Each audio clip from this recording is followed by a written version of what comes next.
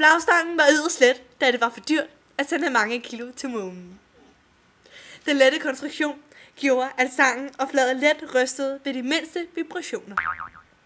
For eksempel astronauternes trampen. Og desuden rystede Buzz Aldrin også i flaget, så det skulle se mere levende ud på billederne.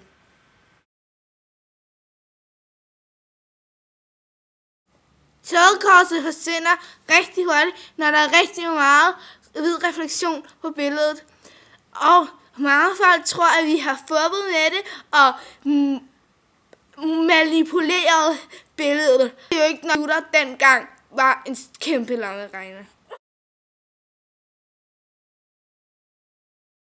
På månen er der til forskel på jorden både sollys og jordlys. Derfor kan to skygger gå i to forskellige retninger på månen.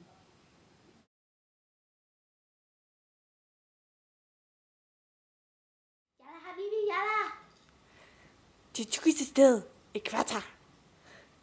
Vi valgte det tyndeste sted. Det tog cirka 30 minutter at komme igennem. Selve vores rumskibe var designet til, at de kunne holde til noget, så de tog noget stråling. Ja, men det er angående det se på stenen.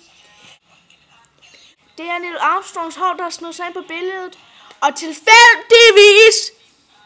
tilfældigvis på stenen, og tilfældigvis på det første pressefoto.